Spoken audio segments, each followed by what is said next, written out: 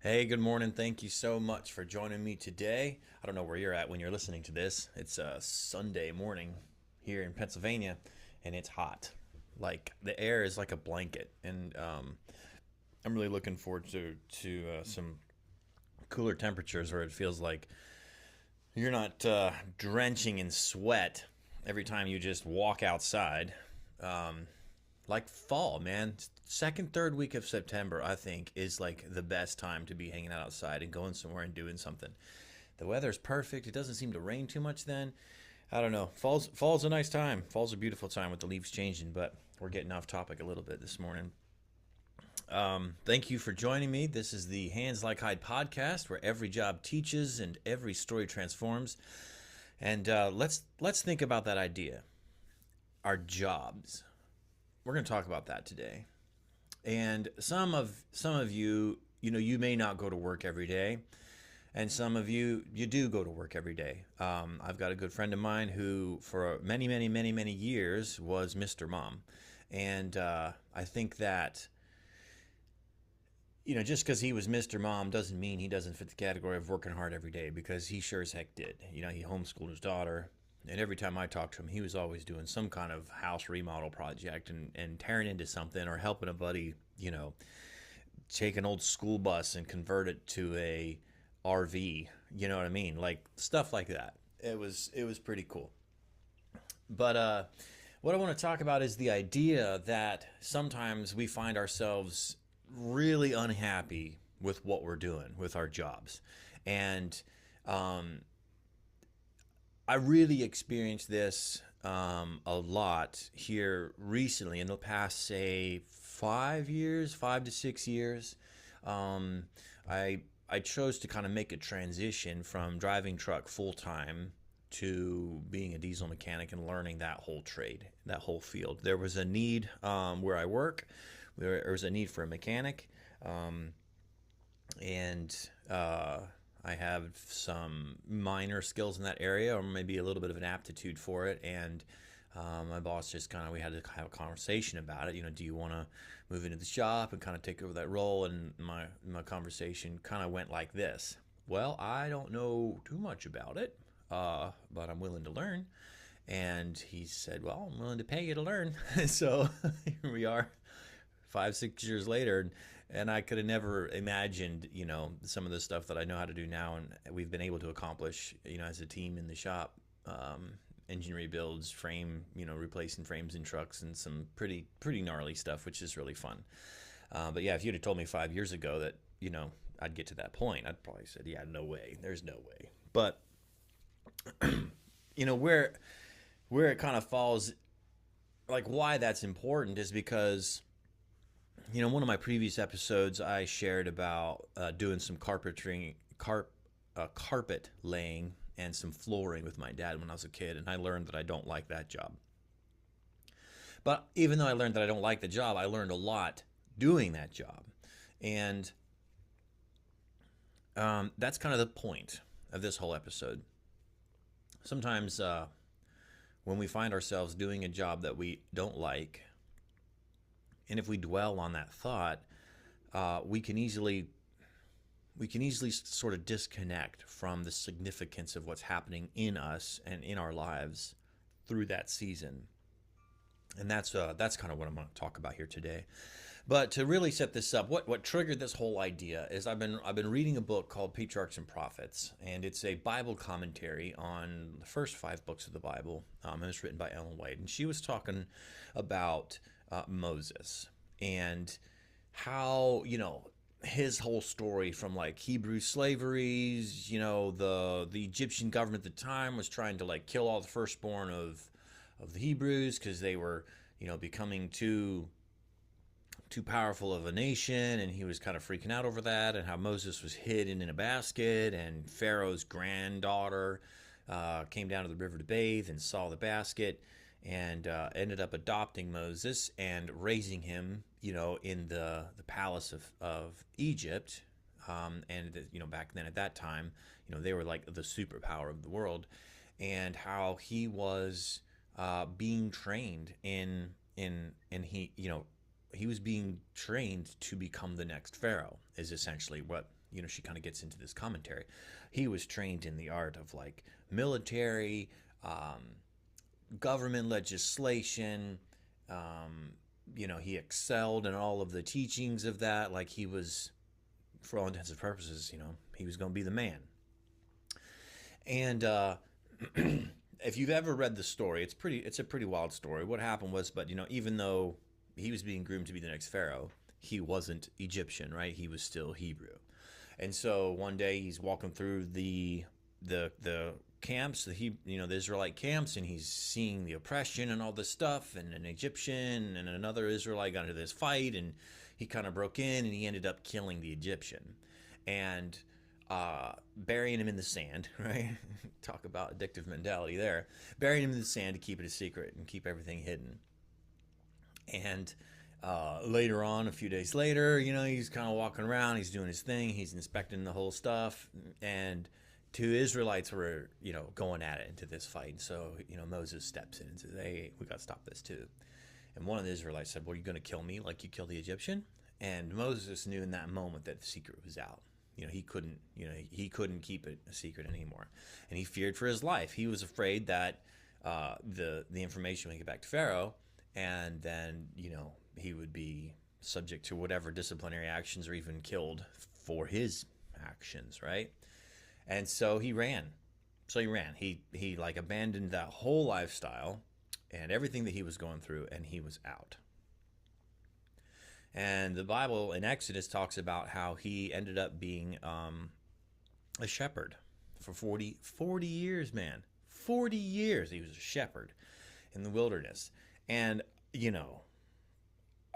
I don't know about you, but like going from, the next in line to be Pharaoh in the world's superpower with all of its privileges and luxuries and people waiting on you hand and foot, to then becoming a shepherd, following sheep around every day for 40 years. Talk about a crisis moment. Talk about a rock bottom. Man. And I just think about that idea, like, clean clothes, washed, pressed, servants, whatever you want in Egypt. And then you become the servants to whatever the sheep need. And every day, right? Maybe he's got like, maybe he's soaking wet from like, the knees down because he was wading in this stream, building a dam so that the sheep could drink water, right? Because sheep don't drink out of fast moving water. You got to have still water. That's why they would always make a dam for that. Or just sitting in the dirt. I mean, it just blows my mind. But the reason for all of that, and this is where it kind of ties in with the Patriarchs and Prophets chapter, is that the author said that what Moses was kind of lacking coming out of Egypt was a sense of humility and servanthood, which are qualities that were essential to father a nation. Which, if you read on in the book of Exodus, you find out that Moses comes back and he, gets all the Israelites, let my people go. Classic, right? Let my people go. And he leads the Israelites out of Egypt onto to Canaan, the promised land.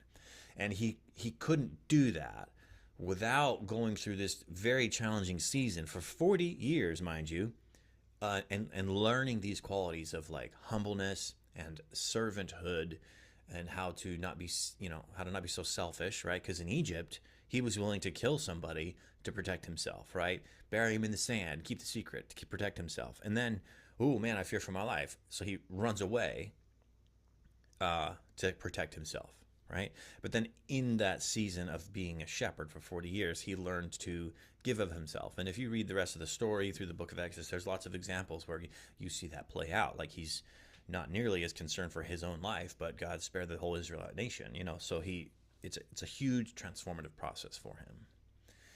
And, I was kind of reflecting on this whole story, and I realized that in my own life, over the past, like I said, 5 to 6 years, there were times where I found myself in the shop, and I worked by myself in the shop for a lot of years. It was just me. And, you know, I found myself, laying under this dirty, freaking, stinky, oily truck, and I'm fixing something. And the reason it needs fixed is because it's broke, obviously, but it's usually dirty. Like, say a line ruptured and it's covered in oil, or, and I'm pulling this big freaking wrench, and hydraulic oil runs in my face, and I got like hydraulic oil running down through my beard, and dirt falls in my ears and my eyes. And well, thankfully I wear glasses, and generally when I was in those situations, I learned pretty quick to put earplugs in or earbuds in, just keep the dirt out of my ears. But just in these situations where it's like, I went from like owning my own, really nice Peterbilt, to laying under the truck with oil and grime just running in my face and in my eyes. One day I came home and I had hydraulic burns on my hands. I'd been doing, something with a dump truck, and the hoist cylinder, the fluid was hot, and my hands were bright red from like, the wrist down. I had a picture of it. It's pretty wild. And I'm just like, why? I say hydraulic burns. I think maybe like my skin had a reaction to it, allergic reaction or something like that. And I just found myself in those moments like, man, I hate this freaking job. Why am I doing this? Like, it's like, if you had asked me when I was 19 or 20 years old, getting out of school, like, what do you want to do? What kind of career do you want to get in the rest of your life? Like, I'd have never said diesel mechanic. Never. That wasn't even like, that was like one of the last things I wanted to do. I actually had people suggest that I get into diesel mechanics because it was a good field. It's like, no way, man, that's not for me. And so here I find myself, at 34 years old, getting into diesel mechanics, and man, I hate this freaking job. Why am I doing this? I found that there was more days that I felt that way than there were days that I was excited to go to work. And that's a tough place to be in. And if that's you, I feel you, man. Like, I feel you. But the big question is like, so what do you do with that information? What do you do in that season, right? And, here on Hands Like Hyde, we talk growth, we talk recovery, we talk becoming the man you're intended to be, we talk being the leader that you need to be for your guys, for your family, for your wife, for yourself, right? There's a huge component in leading yourself in all of this. And just like Moses, how many times did he sit there on a rock in the wilderness, and he stepped in sheep crap for the 100th time? He thought, man, I hate this. Why the heck am I here? And how many times did he sit there longing to go back to Egypt, longing to go back to the easy life, right? To the easy life. And I just kind of realized that it's in this season that there's something really important that I need to learn. And let me set it up like that, right? So in my addiction, things like thoroughness, things like consistency, things like responsibility, things like attention to detail were not qualities that I possessed. They were very, very, very, very weak. I lived like in a fantasy world. I half-assed everything. I intentionally missed over stuff if I didn't feel like doing it. There was just so much chaos wrapped around my entire life and lifestyle, that I was just building this huge house of cards that eventually you can't maintain it anymore, and it all comes crashing down, and you find yourself, like I found myself running, just like Moses found himself running from Egypt. He couldn't maintain this house of cards anymore.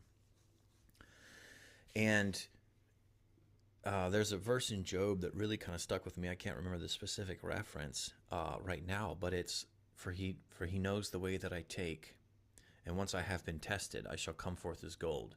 That's a key verse for me. I love that passage. He knows the way that I take, and once I've been tested, I shall come forth as gold. And I just realized, over the last, I've been reflecting over the last year in my job here, that the areas and the qualities of my life that were some of the weakest.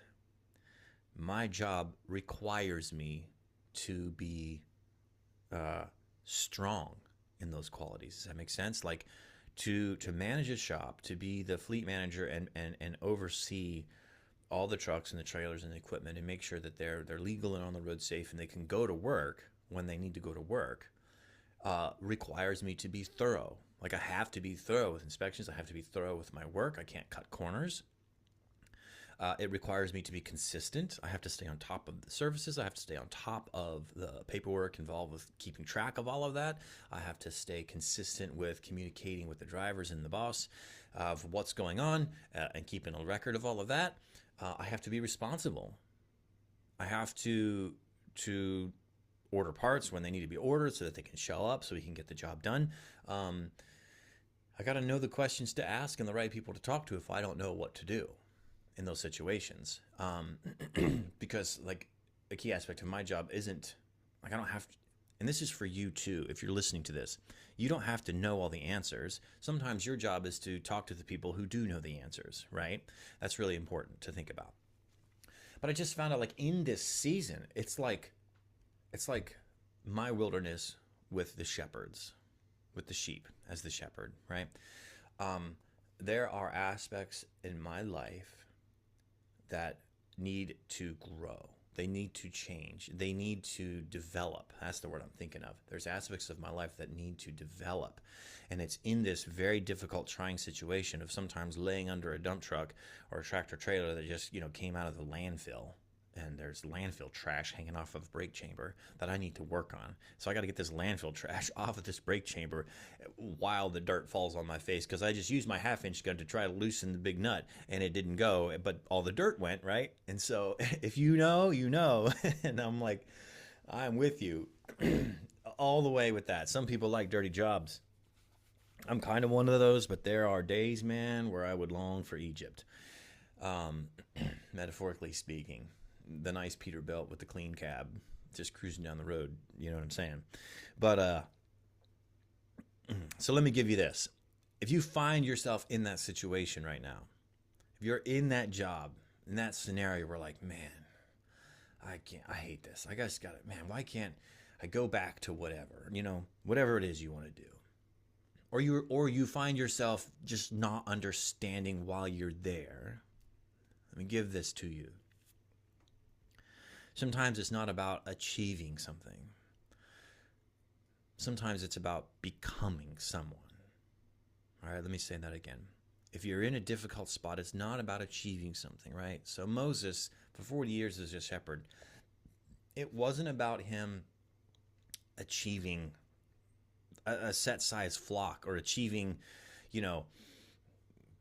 we had the lowest numbers of sheep died this year, right? It wasn't that at all.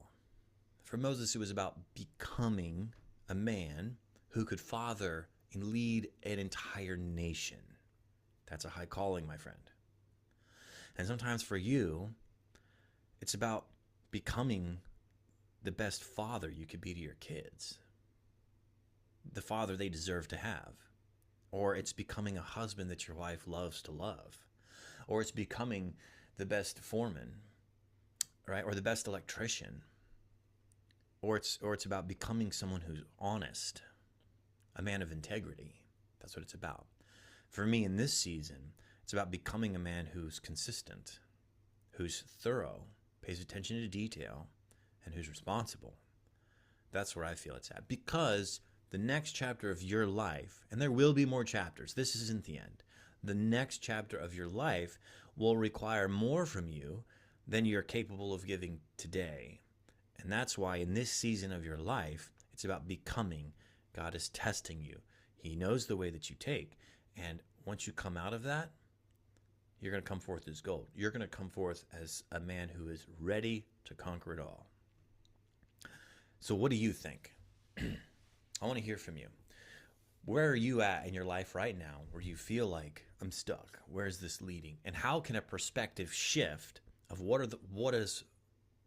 am I being trained? Where's the training in this? What qualities of my life do I need to get better?